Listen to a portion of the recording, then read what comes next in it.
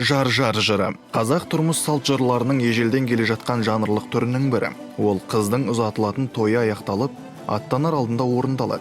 Күйеу бастаған жігіттер жағы атқа мініп келіп, отау үйдің сыртынан жабықты ашып өлең бастайды. Сәукелесін киіп, отаудағы шымылдық ішінде отырған қалыңдықты қоршаған жақын жеңгелері мен бойжеткен құрбылары қыздың атынан жауап өлең айтады. Осылай айтыс түрінде орындалатын жауаптасы өлеңінде қыздар жағы оң жақта еркелеген қыз ғұмырдың өтіп бара жатқанына, өмірдің өткіншілігіне өкініш білдіреді. Жат жұртқа барғанда ата-анасы мен туыс-туғандарының, құрбы-құрдастарының орны толмайтындығын өлеңге қосып, әлі де болса ойнап күліп жүре тұруға мұрша бермей аттандырып жатқан ата-анасына наразылығын білдіреді. Өз кезегінде жігіттер жағы ерге шығып, бала сүйіп, түтін түтетудің атадан қалған жол екендігін айтып, ол жаққа барғанда қайын жұртының туыс-туыстарын жоқтатпайтындығын айтады.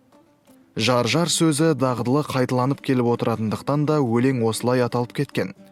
Қазақстанның кейбір өңірлерінде оның орнына үкі-ау, ай-ау сияқты тіркестерді қосып айтатын жағдайларда кездеседі.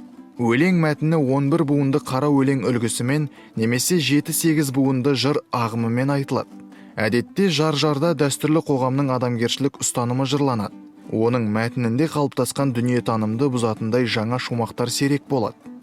Кезектесіп көп дауыспен айтылатын жар табиғатында ойын-сауықтық сипаттар басым болады да, оның орындалу мәнері дала сахнасындағы театрландырылған көріністі елестетеді.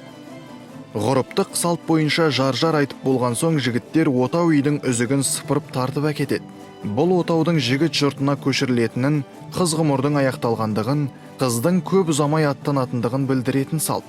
Жар өзінің мәні жағынан өнегесі мол, өміршең жанр болып есептеледі. Қазіргі заманғы үйлену тойындағы жар жаңа мазмұнға ие болған. Оған ақын жазушылар жаңа сөз қосып, жаңа әнмен жас жұбайлар тойында міндетті түрде орындалатын өнер туындысына айналған.